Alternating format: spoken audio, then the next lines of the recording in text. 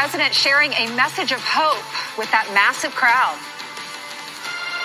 I'm asking you to be excited about the future of our country again. I'm asking you to dream big again. We're going to dream big again. We haven't been dreaming big at all.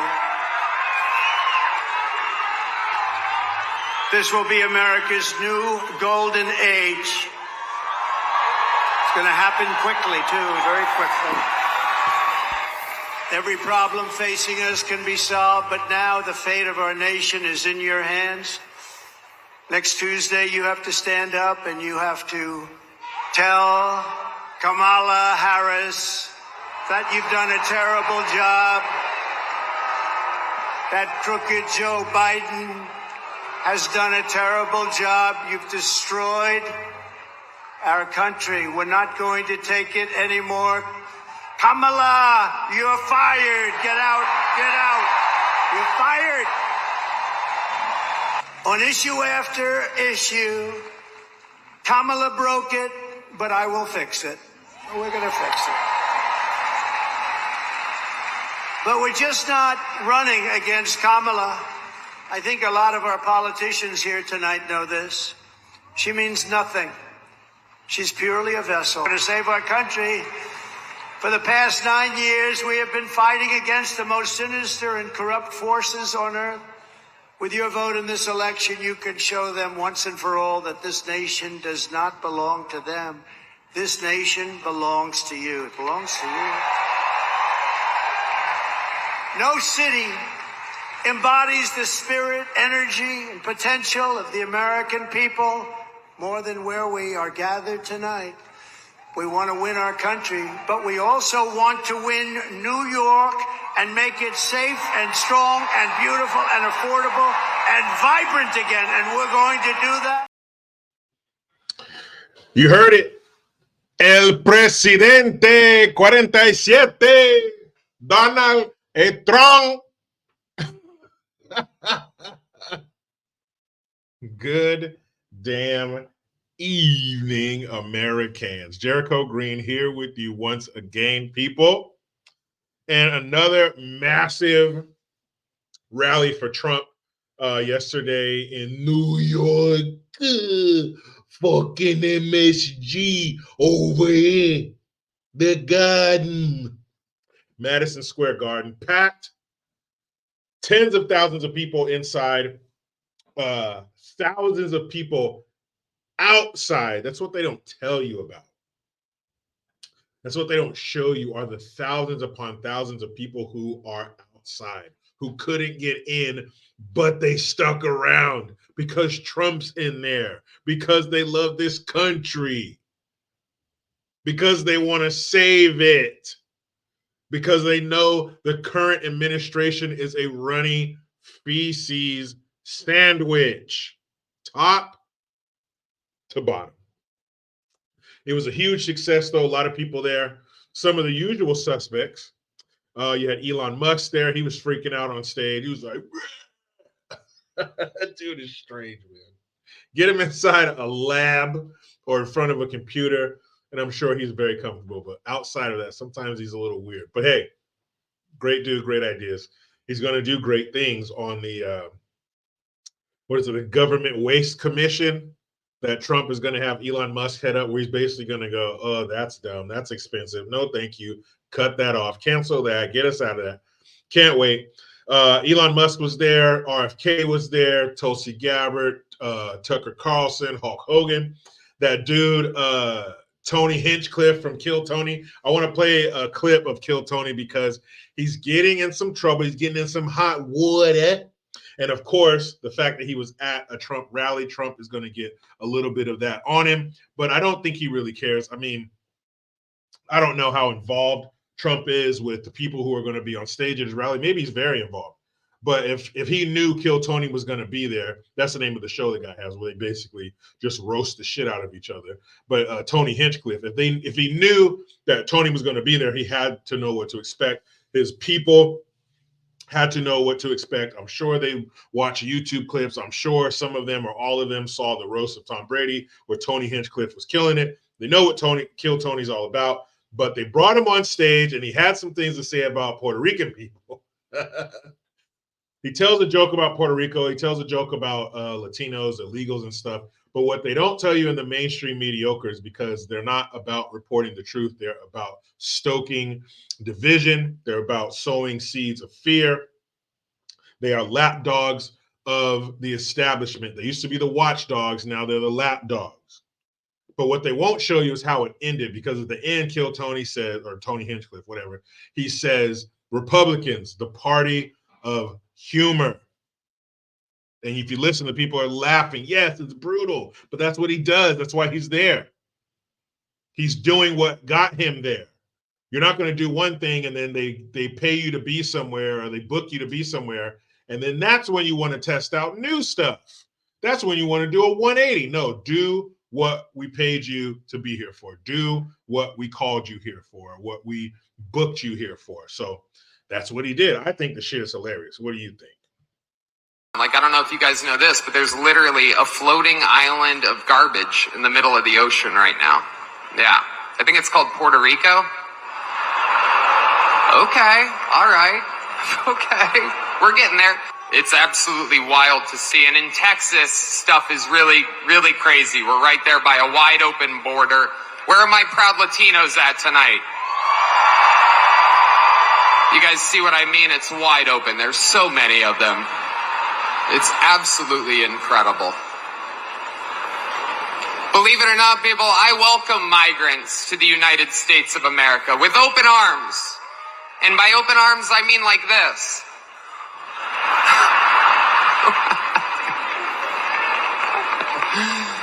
It's wild. And these Latinos, they love making babies too. Just know that. They do. They do. There's no pulling out. They don't do that. They come inside, just like they did to our country. Republicans are the party with a good sense of humor. Republicans are the party with a good sense of humor. Now, there's a difference between roasting somebody in a mean way to be a dick, to make fun of them. But there's another way to roast, I don't want to say out of love, but like when you roast your buddies, you roast your friends. That's what you do. You talk some shit, but it's all good. And I think that's what he was doing, and he knows that. The people there knew that. They get humor. The left is not funny. It's like the conservatives, Republicans, basically normal people at this point are, imagine a painting with a lot of vibrant colors, reds and greens and yellows and blues, and just really bright, really catches your eye. Everything's so vibrant, fun. Wow, looking at this picture makes me happy. Now look at the left and imagine their picture as a picture that's just void of color, this drab, beige, and gray. It's just, it brings you down. It's depressing. Who was sad? Who just got broken up with before they painted this picture? There's no color. There's no pop. It's just drab and really, just a little rain cloud, lightning striking and rain them all on them all the time. You guys have no fun. Everybody's offended. You can't say anything. You can't do anything. You can't joke. You can't josh with somebody. Oh, that reminds me of something completely unrelated. So I was somewhere out in public, and I was using the bathroom, and on the inside of the stall, somebody wrote, "Conservatism kills." Yeah, I'm still in California. And it was funny because somebody next to that wrote Trump 24. And he had all these things, and it reminded me of people writing shit in bathroom stalls. As a kid, you're somewhere, or even as a man, you got to take a shit or something. You're in the stall. I didn't have to take a shit that day, but the urinals were all used up, and I didn't feel like standing there waiting, watching these dudes piss. So anyway, but you remember reading stuff in the stalls, and you would see people going back and forth. I like this. Oh, they suck. Fuck you. Blah, blah, blah. Drawing dicks and stuff. Here's my thing, ladies. Is it like that in the women's stall in the bathrooms? Are there people writing shit on there and cussing people out and drawing titties and stuff on there? Does that world exist? Because men know exactly what I'm talking about. You know what kind of communication and what kind of life lessons you can learn inside of a bathroom stall. You learn some good jokes. You might find out who's a hoe or not. You might find out what gang somebody's part of. There's a lot of information on the stalls of a public bathroom for men. Ladies, is it like that for you? Let me know. But of course, Tony Hinchcliffe told the joke. It was funny. It was just humor. He was fucking roasting people. That's what he does. That's why he's famous. But he was just talking shit. And of course, the left, void of fun, no humor.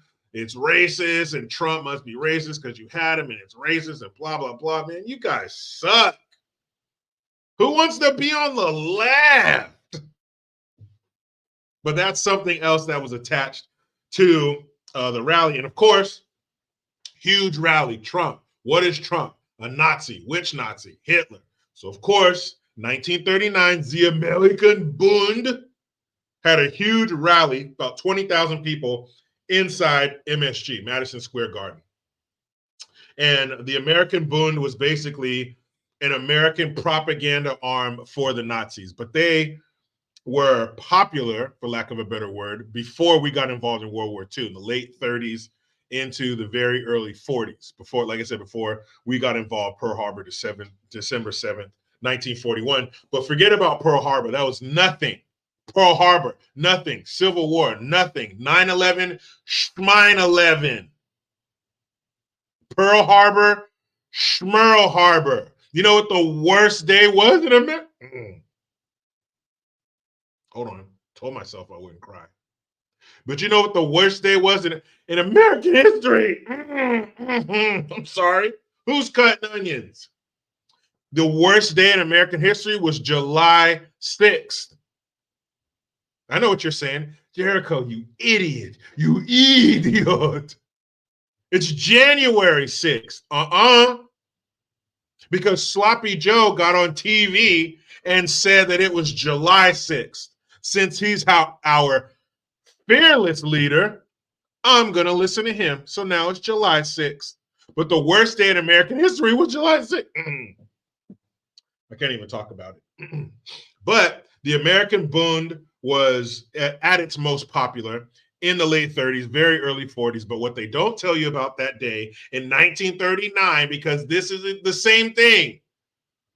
That Nazi rally in 1939 in the Madison Square Garden is exactly the same as the rally Trump held yesterday at Madison Square Garden. As a matter of fact, if everybody leaving there, if you gave them a little swab on the inside of their cheek and did a little 23andMe, you would see that everybody inside of that Trump rally is a direct descendant of everybody at the American Bund rally in the same place in 1939, February 20th. 20th. Same thing. Full of Nazis in 1939, full of Nazis in 2024. But what they won't mention to you are the 100,000 plus people who were outside of Madison Square Garden protesting what was going on inside Madison Square Garden. So you see, this Nazi shit was never popular in America. There were 5 times as many people outside protesting than there were people inside enjoying the American Bund. Of course, they're going to say Trump is look at him.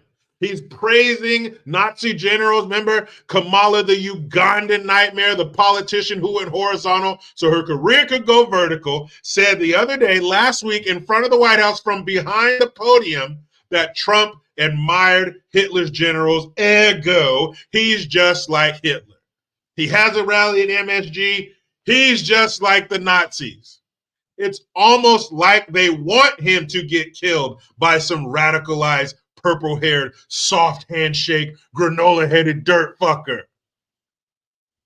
But forget, man, that's stupid. Why did I even say that? Stupid, stupid, stupid. Why did you say that, Jericho? That's not true. The establishment doesn't want him dead. They didn't try to kill him twice. Yeah, they did. Forget it, guys. I don't know what I'm talking about. Forget it.